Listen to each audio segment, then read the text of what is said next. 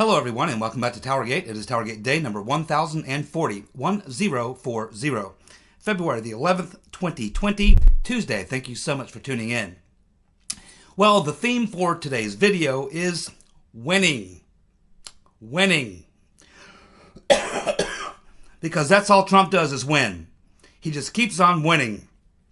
And in today's video, I'm going to go through a series of stories, one right after another, and in every case, it's Trump winning. He can't lose. Of course, look at the competition, quite honestly. If he had a formidable challenger, maybe he would lose sometimes. But he's going up against the, Keystone commies. These people are just incompetent. But let's go ahead and get to some of the stories. Here we go.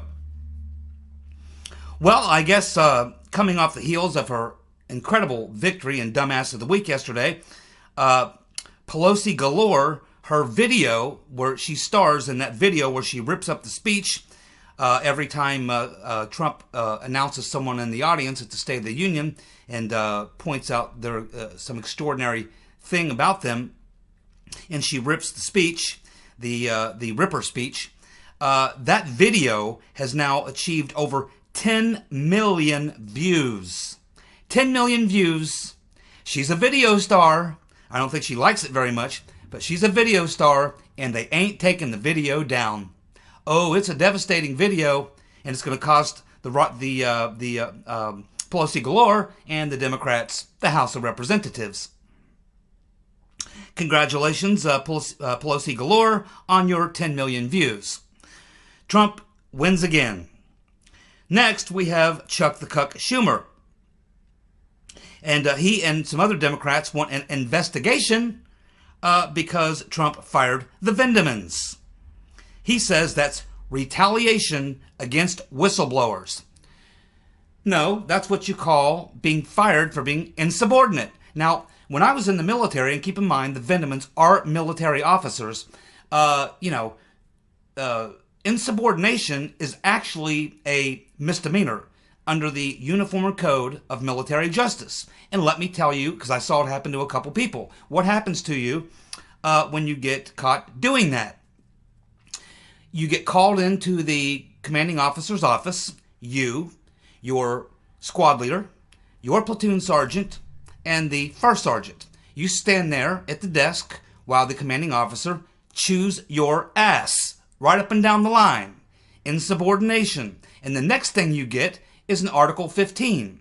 That's like a ticket, a misdemeanor. That means you're going to get 60 days of extra duty and extra detail. You are going to get probably a 1/2 of your paycheck taken away for 2 months, and then you might even get busted down a rank. Insubordination is a crime, a misdemeanor, under the Uniform Code of Military Justice. Being a military officer, the Vindeman committed a crime under the Uniform Code of Military Justice. Trump is the commander-in-chief. You can't be insubordinate to the commander-in-chief. He's very lucky all he got was relocated. And Trump can fire anybody in the executive branch that he wants to. Anytime he wants, for any reason he wants. Even if it's for revenge, that's fine. No problem there. So you go ahead, Chuck the Cuck, along with your Democratic Demo-Commie friends. You go ahead, make a big stink over this. You'll lose again. But you should be used to that because that's all you people do, is lose. And Trump will get another win. Well, it looks like the next head on the chopping block could be the Inspector General of the intelligence community, Col Atkinson. And of course, we've gone through his bio, and we know that he was Carlin, John Carlin, over at the DOJ NSD. He was Carlin's legal advisor, who advised Carlin that it was okay to carry out all those illegal searches through the 702 database, as well as signing off on all the FISA warrants. Obviously, Atkinson is the person who allowed the fake whistleblower to file his whistleblower claim and then change the form so that he could do it. Now, he gave testimony to Schiff's committee, but they won't release the testimony. And yes, this guy is a deep stater. He is protecting and trying to cover up for his past involvement in the coup. So there's absolutely no doubt in my mind And of course, I called for this guy to be fired months and months ago. So absolutely he should be the next head on the chopping block. If Michael Atkinson is still the Inspector General of the intelligence community by the end of the week, I will be very surprised. Fire his ass. And then lock him up for being part of the coup. Well, it looks like the Flynn sentencing hearing has been canceled until further notice.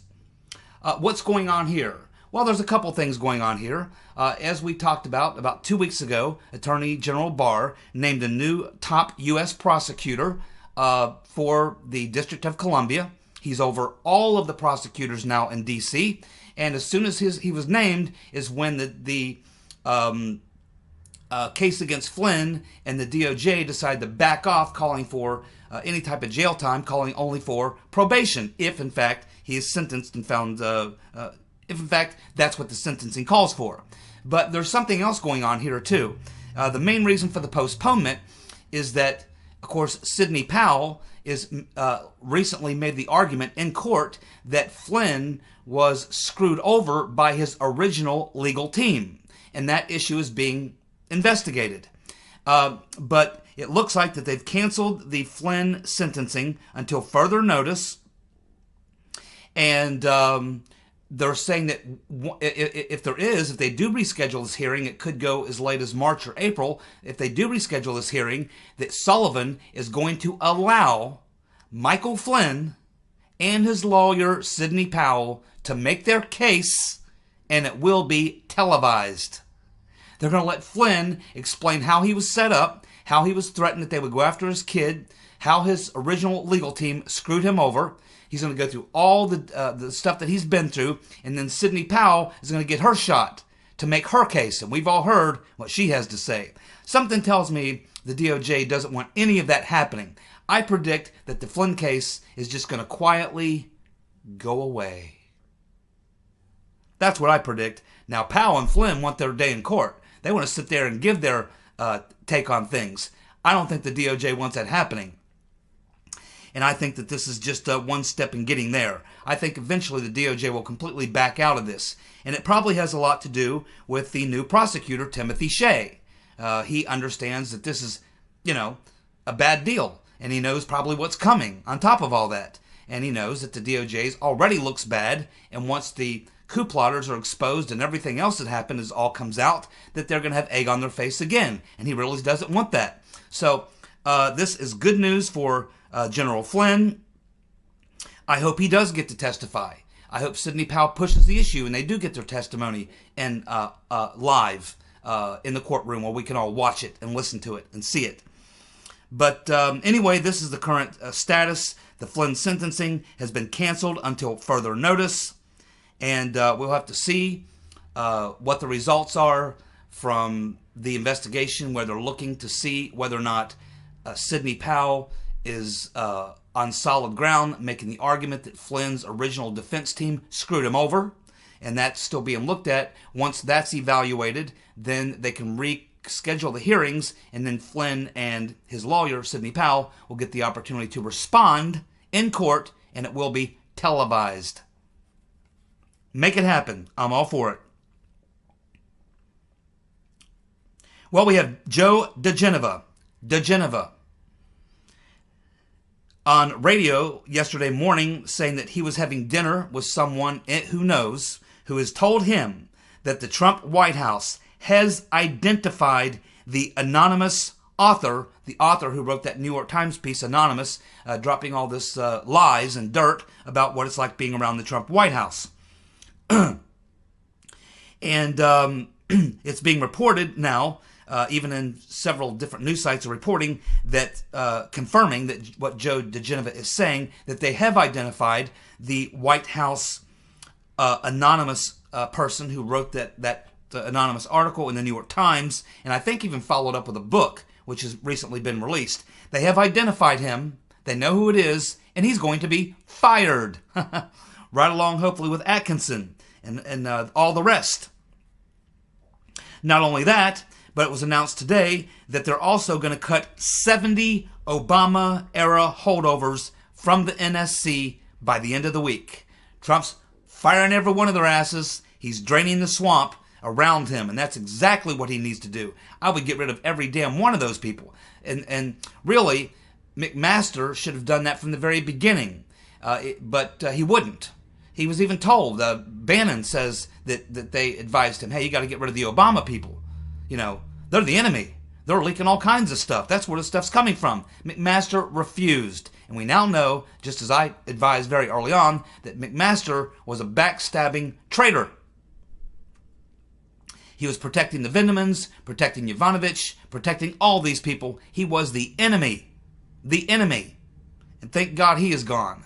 And now these 70 Obama holdovers, along with the Vindemans, Atkinson, this anonymous person who wrote that horrible article in the New York Times and followed up, I understand, with a book, right along with Hill, right along with Yovanovitch, the whole crew. Drain the swamp. Get rid of every damn one of them. It's exactly what he should do. And he can. He's the President of the United States, and the Democrats can cry and complain all they want. He can fire anyone he wants, anytime he wants, for any reason he wants. And he should do it, and he should do it immediately. And I'm sure he's given the order. Make it happen. I'm telling you, Trump, something's changed with Trump. He's not tolerating it anymore. And he's forcing his cabinet officials under him to fire the bad apples. That's what he's doing. He's coming for their scalps. And the coup plotters are next up. It's coming. Just watch. Now on Sunday morning on ABC with George Stephanopoulos, they had Jonathan Karl, their political reporter, who's been on the ground in New Hampshire.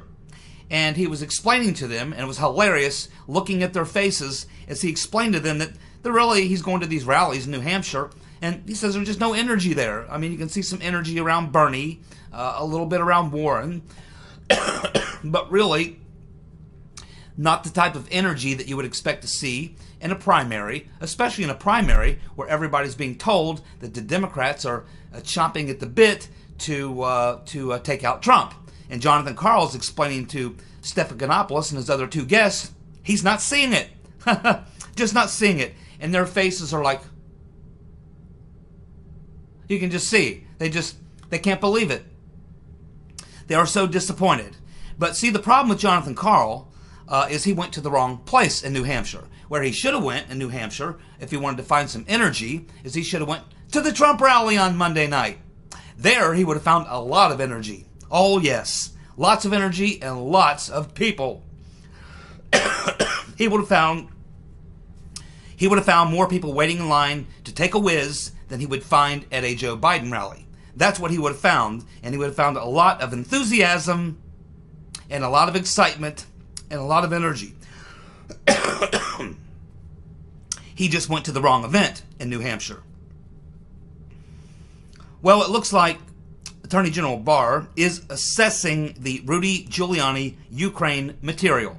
Now, the reason he responded to this in a press conference and talked about it is because the Penguin, Jerry Nadler, sent a letter to Barr to complain and ask him why he's even entertaining the information being given to him by Giuliani. So Barr responded. He said, hey, as the Attorney General, Department of Justice, we have an obligation to look at any type of evidence that may be coming forward on corrupt dealings or something that would be of interest to the Department of Justice. That's our obligation, whether it comes from Giuliani or anyone else.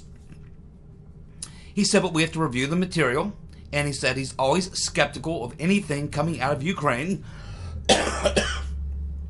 So he said that they will look at Giuliani's Ukraine material, and they will determine whether or not it's legitimate, whether it's some sort of disinformation. I mean, it's Ukraine.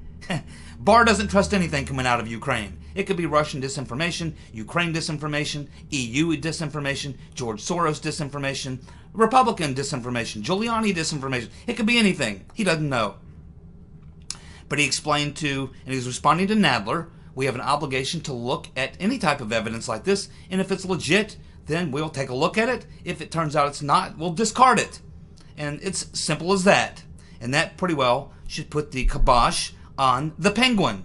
Nothing to see here, folks. Move along. Besides, Barr is going to be very busy prosecuting the corrupt coup plotters. He doesn't have much time for this kind of bullshit with the Penguin.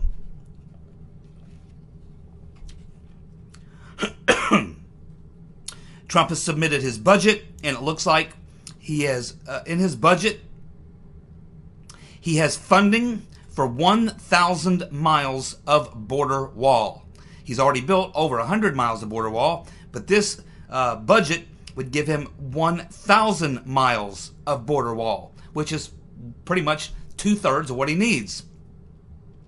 So it's looking good for the wall.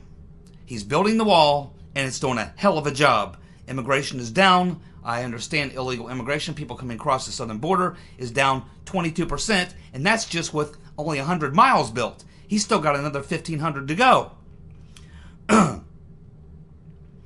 Well, it looks like the left-wing media is reporting that quid pro quo Joe Biden is now in a death spiral. Death spiral. It appears that he's now lost 50% of black support. That ain't good. And that right now, Klobuchar is showing one night before the primary in New Hampshire is only 1 point down to Biden in 4th place. And it's very likely that Biden could end up finishing below Klobuchar in 5th place. And that would be absolutely a death spiral. I mean, it's over for Biden. It was over before he ever got into it. I've been saying it forever. But they just want to keep dragging this thing out and dragging this thing out. Go ahead. I don't give a damn. I mean, I'll talk about him every day. It's just another list of things to talk about.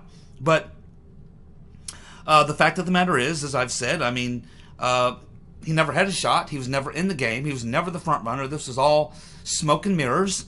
And, you know, the facts, the reality on the ground is now finally catching up to the fantasy and the fake news and the propaganda that they've been spewing since this guy teased of getting into the race. So, whoop-de-doo, he's in a death spiral. I knew that. I knew that before he got in the race, he was in a death spiral. Now, we have even up Chuck Todd on Sunday morning describing the Demo-Commie Party as a party in disarray. Yeah, that's one word you could use. I could think of a bunch more adjectives to describe the Demo-Commie Party. But the look on Chuck Todd's face, along with those sitting next to him, you can just see the look of defeat in the eyes of the Demo-Commies. They know that they're going to get slammed and to get their ass kicked in November by Trump. They know they're probably going to lose the House as well. It's just all bad news. And up Chuck Todd gave everybody, all the Democrats who watch him on Sunday morning, he gave them all the bad news. Yes, that's a party in disarray, and that's putting it lightly. You wait till the convention comes around, you ain't even seen disarray, brother. Well, it looks like we have Commie Bernie now wants a recount in Iowa. Why is that? Well, because they finally decided to award the delegates, and they gave Buttigieg more delegates than Bernie. So naturally, he wants a recount. Yes, let's go ahead and extend the shit show. Let's see if we can drag it out for another week or two, just to highlight how bad it actually is. They should have known this was coming. Bernie won by 6,000 votes. They should have given him one delegate more than Buttigieg, and it would all went away. That's all they had to do. And Buttigieg would have said, okay. Nope. What did they do? They gave that extra delegate to Buttigieg. And what's Bernie going to do? Yeah, well, not Bernie. He has no stones whatsoever. I'm sure it was people in his campaign that made the call. Yeah, we want to recount. They want to recount. Now, I have no doubt that they can count it 3,000 times. They're still going to come out with the same result, telling you that Buttigieg won and he got one more delegate than Bernie. This is how the game is going to go. It's rigged. So there we go. We'll be looking forward to the Iowa. It's the caucus that never ends. I mean, they will literally be like it'll be Super Tuesday before they finally sort out what happened here. And I don't think they're going to change the result. I think they're going to award the delegate the way that they already have. And again, the whole system that the Democrats use almost guarantees a brokered convention. Because in the Republican Party, it's winner take all. You win a state, you get the delegates.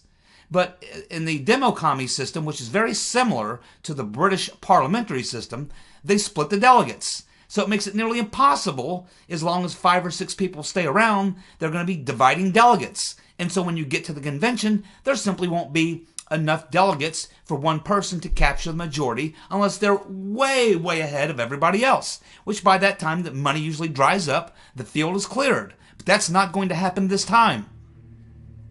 It's not going to happen this time. When you get to the convention, I bet there'll still be 5, 6, 7 candidates there, because no one will have closed the deal.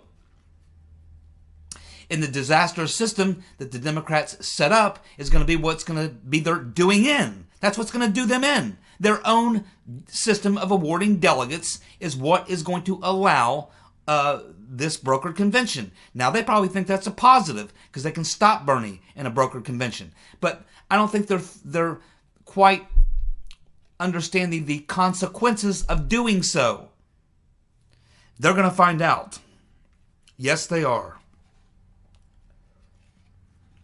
I watched another news clip from Sunday morning, and it was on Deface the Nation. So there's this black journalist on Deface the Nation, and again, you can see the long, droopy faces of the panel on Deface the Nation, as he explained to them how Trump is winning the black vote. He's not going to win the majority of the black vote, but he's winning over a lot of black voters. And then he laid out about 6 things that Trump has done to explain why. He's like, yeah, well, Trump's not just winning over these black voters just because, the Democrat feels so bad. It's much more than that. It's what he's doing for black voters. He specifically targeted black voters. He only needs to pick up, 7-8% on average of black voters to massively win in a landslide. Democrats really count on that big number for the black vote. If Trump just gets 7-8% more than he got last time, he wins in places that he normally would never be able to win, or any Republican would be able to win. He could swing more blue states to red in 2020 than he did in 2016 because of the black vote. And this black journalist laid out to the panel there on Deface the Nation about 6 things that Trump has done that the black community really is listening to, paying attention to, and most importantly, they are benefiting from. And they know it. And he explained to them, he said, the Democrats are going to try to go out and say, and he's a liberal, he's a black liberal, and he's explaining, look, I'm a black man, I live in the black community, I am in the black community, I'm telling you, black people in the black community understand these things that Trump has done. And it's helping them. So the idea, he says, that Democrats are just going to go out and try to lambaste Trump and call him a racist, like they did in 2016, or pretend that Trump's not doing anything that's actually benefiting these people, is not going to work. Because these people know what's being done by Trump, and they know it's benefiting them. I mean, you can't tell someone that the sun is shining and it's a beautiful blue sky and it's a beautiful day when it's raining cats and dogs. People know what the damn weather is. They know which way the wind is blowing. Just ask Bob Dylan.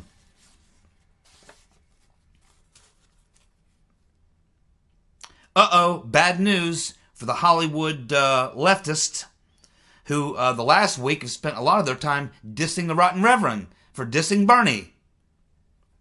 Well, it looks like that it's just this story. I feel like I've read this story a million times. But again, the ratings have now hit at the Oscars. They had the Oscars the other night, and the ratings have again hit an all-time low. Every time they have a Hollywood Awards ceremony for the past 3 or 4 years, it's always the same story. An all-time new low. They get worse and worse and worse. I'm not sure why anybody would watch that stuff. Just people in Hollywood, I guess. I don't know anyone that watches the Oscars or the Emmys. Some people like to watch the Grammys, but most people don't watch the Oscars or the Emmys or these or thatties. I mean, who gives a damn? A bunch of Hollywood leftists who do nothing but spew bilge and filth out of that hellhole they call Hollywood. No one cares about these people, what they have to say. And in fact, the box office receipts had one of their worst years ever this past year. People don't want to come out and support them anymore. In the golden days of Hollywood, Hollywood actors were patriotic people.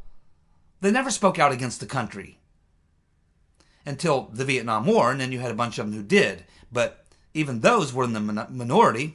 The majority of the big-name Hollywood movie stars during the Vietnam War supported the war.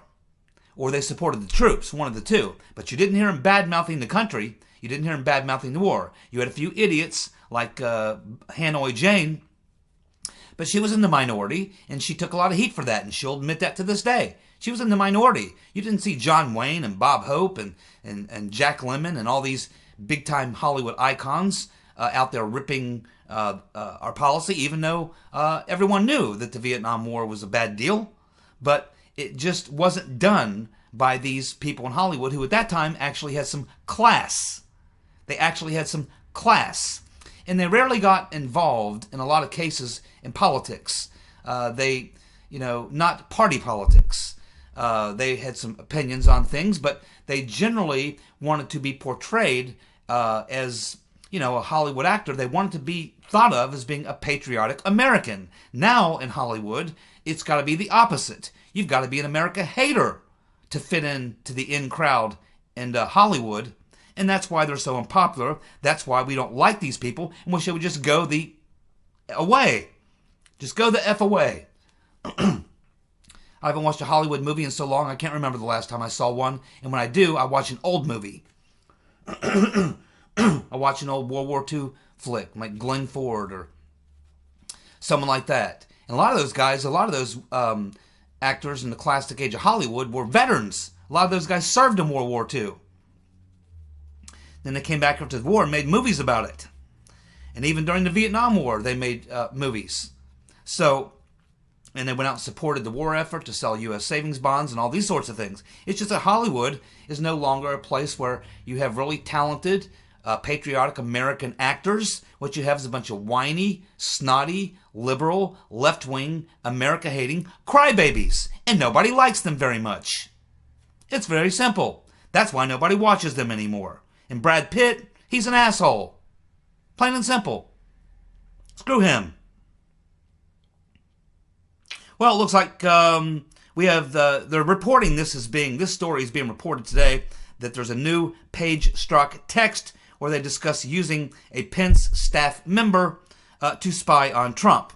Now, apparently this never actually materialized. They decided not to go through with it. This was a text from November of 2016. Well, this is not really a new story. It's been on my timeline for months and months and months. I can't remember, it's been so long. But yeah, they tried to recruit a staff member on Mike Pence's team whose spouse, his wife, worked for the FBI.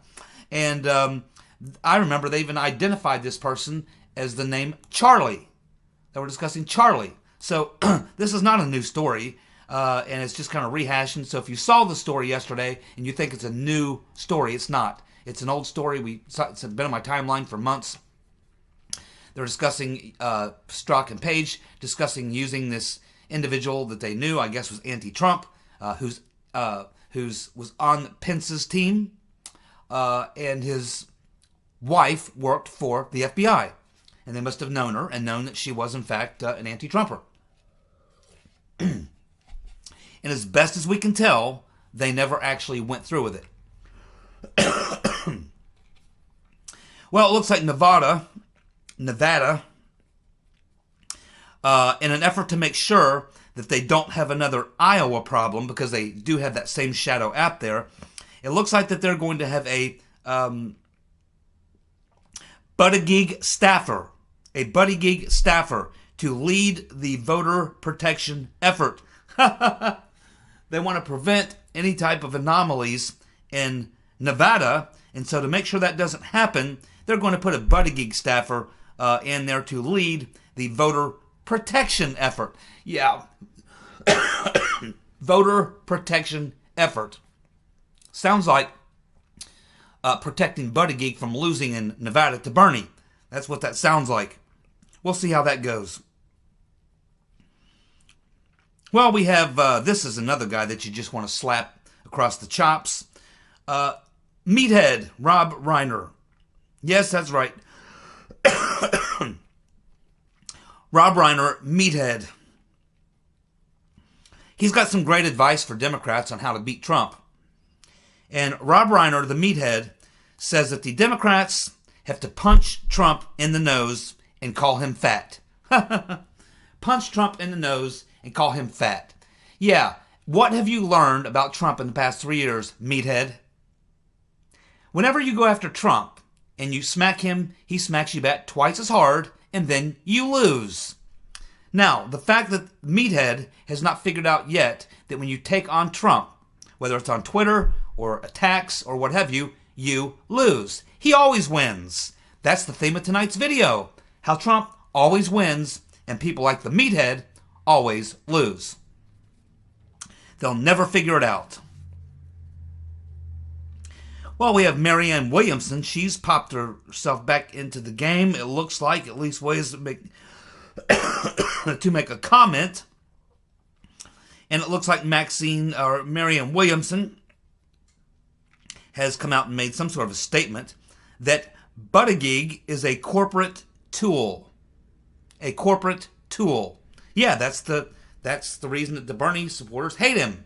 And it's pretty much true, as I understand. I don't know that much about Buttigieg. I don't care. He's irrelevant. He's the flavor of the day. He's not going to be there in the end. And if he is, the Democrats are in huge trouble. They're in huge trouble. Buttigieg hasn't got the right stuff, I can tell you right now. Whether he's a corporate tool, he probably is. But obviously there's a lot of bad blood. And now it's not just Bernie supporters who are going after Buttigieg. It's now Biden is now taking shots at Buttigieg. And they were thought to be forming a coalition. But then we had this report that the Rotten Reverend Clinton is trying to form some sort of a pact with Biden. So maybe he's ditched Buttigieg in favor of the Rotten Reverend. This shows you how incredibly stupid that Biden is. I don't know if I want to be a 77-year-old Joe Biden playing second fiddle to the Rotten Reverend Clinton. And you certainly don't want to be the president and her be the vice president. Your insurance rates will certainly rise. Your life expectancy will certainly go down, and your liability, your risk liability, will go way, way up. Trump says that Pelosi will lose the House for the Democrats again. Yep, he's absolutely right. She already has done that with that little stunt she pulled. She is definitely cost those 32 Democrats who have those seats in Trump districts where Trump won. They are now back in their home districts, and they are learning that that stunt by Pelosi has just cost them their seat. Yes, Trump is right. Madam Botox will be the first speaker to go down in history as having lost control of Congress 2 consecutive times as they boot her ass on out the door, sending her off, ending her career in a most embarrassing fashion. And the thing that everyone will remember about Madam Botox, Pelosi galore, after that video, God knows how many views it'll have by then, it's over 10,000 now, of her ripping the speech. Nancy the Ripper, that's what she'll be forever known as, and she has sealed her fate and her legacy as Speaker. Yes, Trump's right, and he's winning, and so are we. Thank you so much for tuning in. I'll be back tomorrow with more TowerGate. See ya. Bye.